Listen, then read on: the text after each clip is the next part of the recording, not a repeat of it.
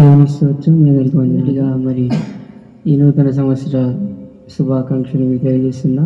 ఈరోజు మనం బ్రతుకున్నామంటే దేవుని కృప, మరి దేవుని దయ.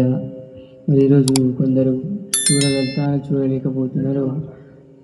అందుకనే మనం దేవుని కృతజ్ఞతగా మనం ఉండాలి. దేవుని వందనాలు చెప్పాలి, దేవుని మనం ఆరాధించాలి.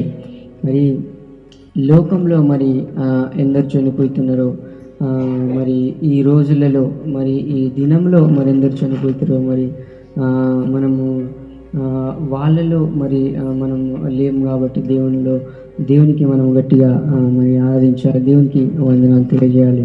మరి మనము ప్రాక్టికల్గా మాట్లాడాలనుకుంటే, మరి ఈ వరల్డ్ పాపులేషన్లో, మరి ఈ లోకంలో ఉన్న ప్రపంచంలో మరి జనాలు మరి దినంలో మరి ప్రపంచంలో దినంలో మరి 1,83,000 మరి 671 మంది మరి చనిపోతున్నారు ఒక దినంలోనే. మరి 1,00,000 మీద పైన మనము చనిపోతున్నాం. తర్వాత మరి భారతదేశంలో మనం మాట్లాడితే, భారతదేశంలో మరి 35,240 మరి మంది చనిపోతున్నారు మరి ఒక పర్ డే. మరి మనము పర్ అవర్కి మరి గంటకు మరి 7,600 మంది చనిపోతున్నారు. తర్వాత మనము నిమిషానికి మనం చూస్తే మరి 128 మంది నిమిషానికి మరి చనిపోతున్నారు. తర్వాత మరి సెకండ్కి మనము మరి లెక్క ప్రకారంగా మనం చూస్తే 2 మంది సెకండ్లో, అంటే ఇప్పటి వరకు మనము 2 మంది చనిపోతున్నారు ఈ లోకంలో, ఈ ప్రపంచంలో. మరి ఇండియాలో కానీ మనం చూస్తూ ఉంటాం. అందులో వాళ్ళలో మనం కలిసి లేము, తర్వాత వాళ్ళలాగా మనం చనిపోతలేమని దేవుని మనము మహిమపరచాలి. హల్లెలూయా. అందుకనే మరి దేవుణ్ణి మనం ఎంత కృతజ్ఞత కలిగి, మరి దేవునికి మనం ఎంత వందనాలు తెలియజేస్తూ మనం ఈ లోకంలో మనం బ్రతకాలి. తర్వాత దేవుని కనెక్ట్ అయ్యి మరి దేవుని లో మనం బ్రతకాలని మనము ఈరోజు మనం తెలుసుకోవాలి. అందుకని ఈ సంవత్సరం అంతా మనం దేవుడు కాపాడిన దేవునికి వందనాలు తెలియజేయాలి. హల్లెలూయా. అందుకనే మరి దేవుడు మనల్ని కాపాడుతున్నాడు. మరి అలా మరి మొన్నటి న్యూస్లలో మనం చూస్తే ఒక క్రికెటర్ మరి యాక్సిడెంట్ అయిపోయిన తర్వాత, మరి ఒక ఆమె మరి ఏజ్ అయిపోయి తను చనిపోయింది. మరి ఒక ఫుట్బాలర్ వాళ్ళు కూడా చనిపోయినారు. తర్వాత ఒక్కొక్క మరి ఏజ్ మరి లేక చనిపోయినారు, కొందరు రోగంతో చనిపోయినారు, మరి కొందరు మరి యాక్సిడెంట్ ద్వారా మరి చనిపోతున్నారు. అందుకని మనము మనకు ఏ అపాయం లేకుండా దేవుడు కాపాడుతాడని మనం దాని ద్వారా కూడా దేవుని మహిమపరచాలి. మనం ఒక దేవుడు మరి బైబిల్లో వచ్చిన ప్రకారం మనం బైబిల్లో ఎఫెసీయుల అధ్యాయము ఎఫెసీయుల పత్రిక 2వ అధ్యాయం 8వ వచనం మరి 9వ వచనం చూసుకుందాం. విశ్వాసం ద్వారా కృపచేతను రక్షింపబడ్డారు, మీ వల్ల కలిగినది కాదు, దేవుని వర, అది క్రియ వల్ల కలిగినది కనుక ఎవడు అతిశయపడి వీల్లేదు. హల్లెలూయా. మరి ఇక్కడ బైబిల్ రాసినట్లుగా మరి మన దేవుని కృప ద్వారా, లేక దేవుని విశ్వాసం ద్వారా, మన విశ్వాసం ద్వారా, దేవుని కృప ద్వారానే మనం రక్షింపబడ్డాం. దేవుడు మనం కాపాడిండు అన్నట్టుగా మనం చూస్తాం బైబిల్లో. మరి మన ద్వారా కాదు, మనం ఎలా ఉన్నామో మరి ఈ లోకంలో మనము చనిపోకలేకపోతున్నాం. తర్వాత మరి ఈరోజు నేను బ్రతికిన, మరి ఈరోజు నేను ఈ దినాన్ని చూడగలుగుతున్నా అంటే దేవుని కృప ద్వారానే వచనాలు కూడా మనం చూసుకుంటాం. హల్లెలూయా. అందుకనే దేవుని బట్టి మనం సంతోషించాలి, దేవుని బట్టి మనము ఆనందించాలి. దేవుడు మనని మరి ఆ దినం సంవత్సరంలో ఎన్ని రోజులైతే ఉంటాయో మరి అన్ని రోజులు మనకు దేవుడు కాపాడుతుందని దేవుని మనం వందనాలు తెలియజేయాలి. అందుకని భజన్ సైత కూడా ఒక కీర్తనగాడు కూడా మాట తీసి వేస్తున్నాడు బైబిల్ మనం చూసుకున్నట్లయితే.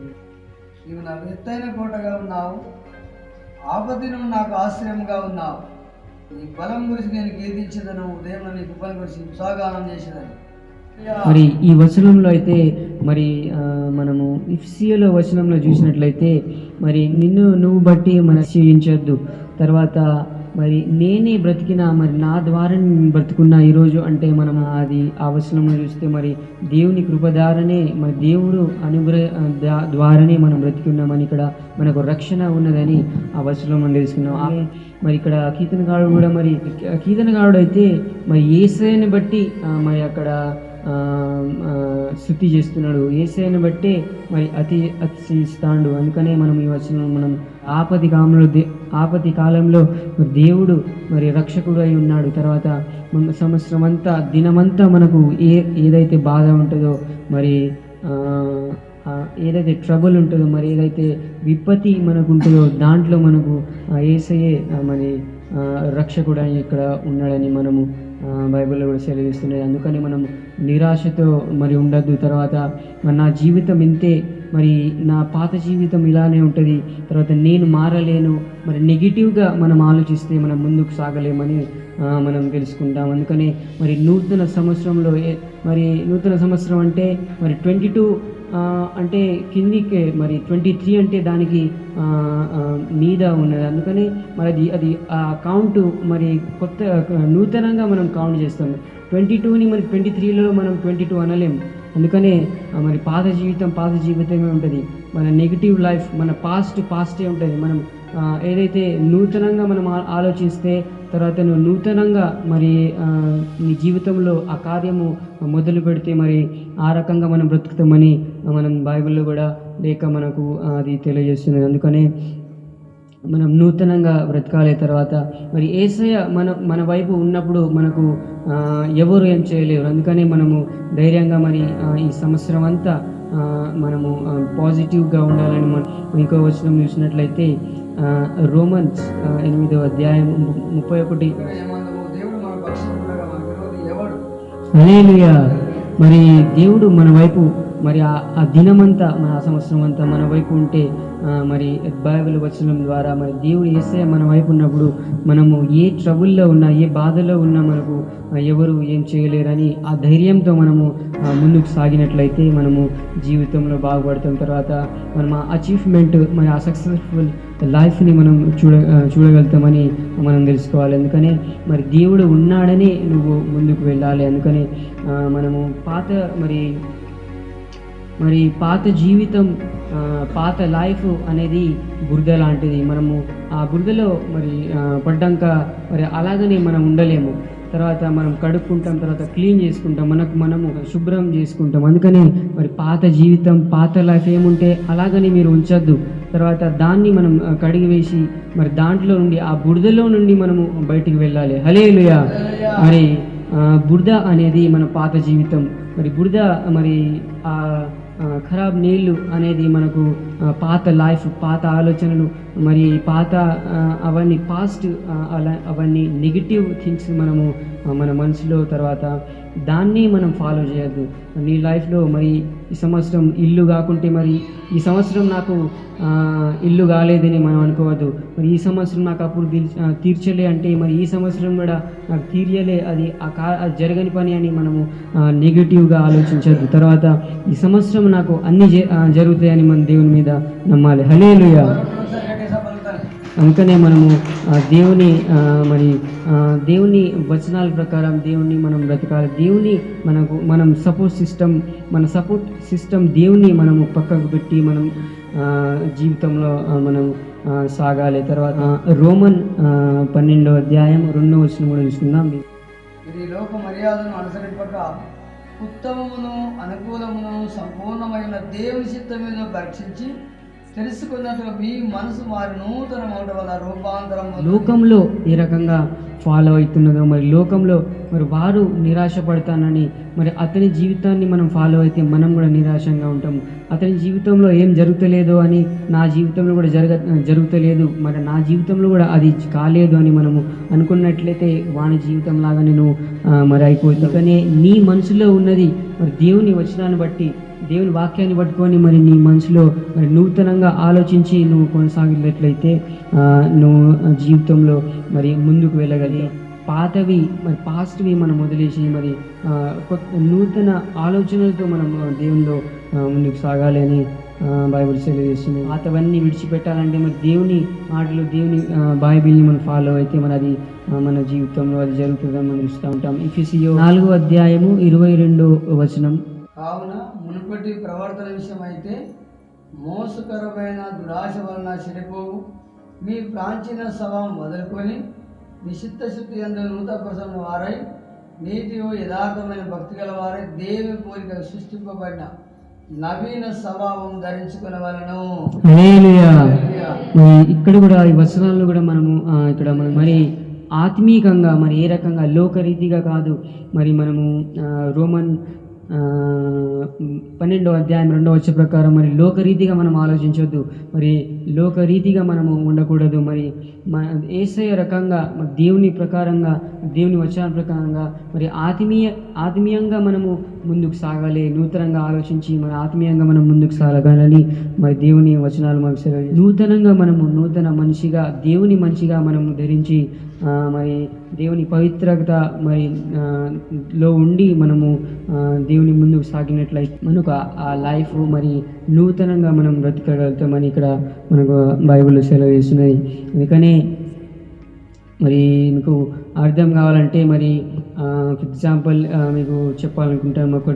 ఒక గర్ల్ ఉంటుంది, ఆమెకు ఒక ఫ్యామిలీ ఉంటుంది, ఒక తల్లి తండ్రి వాళ్ళకు ఉంటారు. తర్వాత ఆ గర్ల్కి మరి ఒక అంకల్ ఉంటాడు, అంకల్ ఫ్యామిలీ కూడా ఉంటుంది. తర్వాత ఆ గర్ల్ అంకల్ ఏం చేస్తారంటే ఆ గర్ల్కు ఒక ఇల్లు, వాళ్ళకు ప్రాపర్టీస్ ఉంటాయి. మరి ఆ ప్రాపర్టీస్ నకిలీ కాగితాలు తయారు చేసి ఆ అంకల్ ఆమెకు చూపెట్టి మరి ఆమె ఇల్లు దోచుకుంటాడు. నకిలీ కాగితాలు తయారు చేసి ఆమెకు అన్యాయం చేస్తాడు. తర్వాత అన్యాయం చేసిన తర్వాత మరి ఆ వార్త విని ఆ గర్ల్ తండ్రి హార్ట్ అటాక్ వచ్చి చనిపోతాడు. తర్వాత మరి ఆ బాధకు తట్టుకోలేక ఆమె కూడా మరి కొంచెము డిప్రెషన్లో వెళ్ళి తర్వాత ఆమె దగ్గర ఏ ప్రూఫ్స్ మరి ఏ రకంగా మరి పోరాడే ధైర్యము ఉండదు. తర్వాత మరి ఆమె కూడా ఎంతో నిరాశంగా ఉంటుంది. తర్వాత ఆమె తల్లి కూడా మరి కొన్ని రోజులకు చనిపోతుంది. ఆమె ఒంటరి జీవితంగా బ్రతుకుతుంది, చిన్నపిల్లే. తర్వాత మరి ఆమె ఒక హాస్టల్లో ఉండి మరి ఏ రకంగానో మరి ఆమె చదువుకుంటూ ఉంటుంది. తర్వాత తన లాని పూర్తి చేసి చదివి లాయర్ అవుతుంది, పెద్ద లాయర్ అయి, టాప్ లాయర్ అయ్యి, మరి ఆ ఊర్లో టాప్ లాయర్ అయి మరి ఆమె మరి ఆ అంకల్కి అపోజిటే మరి నేను ఈ మోసం చేసిన మరి అంకల్ మరి ఏ రకంగా అయితే మోసం చేసినాడో, మరి ఎందుకు మోసం చేసినాడు, తర్వాత అవన్నీ రీసెర్చ్ చేసుకొని ఏమేం కాయిదాలు మరి దానికి సంబంధించినవి ఉంటాయి. తర్వాత మరి ఆ అంకల్ని నేను ఎలా ఓడగొట్టాలని మరి ఆలోచించి ప్రయత్నించి ఆ లాయర్ మరి కోర్టులో తీసుకొని వెళ్తుంది. తర్వాత తీసుకొని వెళ్ళి మరి ఆమె ఆ అంకల్ని అపోజిట్ మరి పోరాడి తర్వాత ఆమె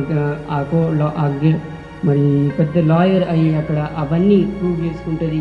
తర్వాత అవన్నీ నకిలీ కాగితాలని ఆమె కోర్టులో మరి ప్రూవ్ చేసుకుంటుంది, ఆమె గెలుస్తుంది. తర్వాత గెలిచిన తర్వాత మరి ఆ ఇల్లు కానీ మరి ఏదైతే ఆమె ఫస్ట్ ప్రాపర్టీస్ ఉన్నాయో అవన్నీ ఆమెకి సొంతం అవుతుంది. హల్లెలూయా. తర్వాత దీనికి అర్థము మనం చూసినట్లయితే మరి పెద్దగా అయినాక ఏదో మరి కుట్రతో మరి సంపాదించడం, తర్వాత కుట్రతో లాక్కోవడం కాదు. మరి ఆమె జీవితంలో తను ముందుకు సాగింది. మరి ఏ రకంగా అయితే నా తల్లి తండ్రి చనిపోయినారు, తర్వాత అందుకని నేను కూడా ఎవరు మరి ఆ హాస్టల్లోనే ఉండగలుగుతా, నేను కూడా డెవలప్ కాలేను, మరి నేను కూడా మరి ముందుకు సాగలేనని ఆమె అనుకోలే. మరి ఆమె తన తల్లి తండ్రి చదువు పూర్తి లేకున్నా కూడా తన చదువు పూర్తి చేసుకొని మరి పెద్ద లాయర్ అయి మరి ఆమె సొంతంగానే మరి పోరాడి మరి ఆ ఇల్లుని సంపాదించుకున్నది. హల్లెలూయా. దానికి అర్థము మనము పాత జీవితంలో మరి ఏ రకంగా ఉన్నామో దాన్ని ఆలోచించి మరి అవే నెగిటివ్గా మనం ఆలోచించి మనం ముందుకు సాగలేము. కానీ ఆ పాత జీవితాన్ని మరి మనం పక్కకు తీసి నూతనంగా ఆలోచించి తర్వాత నేను చేయగలుగుతానని, మరి ఈ సంవత్సరం అన్నా లేకుంటే ఈ రోజు మరి ఈ రోజుల్లో కూడా నేను చేయగలుగుతానని ఒకవేళ నువ్వు ముందుకు సాగినట్లయితే మరి ఆ కార్యం నీకు జరుగుతుంది. హల్లెలూయా. అందుకని బైబిల్లో కూడా మరి ఒకవేళ నీకు మరి సపోర్ట్ కావాలంటే మరి దేవుని వాక్యాన్ని చదువు, తర్వాత దేవుని మాటలని మరి దేవుని మాటల ద్వారా దేవుని వాగ్దానాల ద్వారా మనం బలం తెచ్చుకున్నాం. తర్వాత పాత జీవితాన్ని మనం వదులుకుందాం. తర్వాత అందుకనే దేవుని మీద మనము పూర్తిగా మరి భరోసా ఉంచితే, తర్వాత దేవుని మీద ట్రస్ట్ మనం పూర్తిగా పెడితే మనము దేవుడు మన ద్వారా కార్యం చేయగలుగుతాడు. మరి ఒకరోజు ఈరోజు కాకుండా మరి రేపటి రోజు కూడా మరి ఆ కార్యం జరుగుతుంది. మరి ఈరోజు ఇప్పుడు మనకు రాత్రి అయింది, తర్వాత ఒకరోజు మనకు పొద్దున అవుతుంది, మరి టైం అవుతుంది రాత్రి, మరి పొద్దుగాల అవ్వడానికి టైం అవుతుంది కానీ ఆ పొద్దుగాల మాత్రం అవుతుంది. అందుకని ఆ మార్నింగ్ మనం చూడగలుగుతాం. అలాగనే మన జీవితంలో కూడా ఆ మార్నింగ్ రాబోతుంది. హల్లెలూయా. అందుకనే మనం కూడా మరి ఇప్పుడు చీకటి ఉన్నదని ఇది చీకటిలాగానే ఉంటుందని మనం అనుకోవద్దు.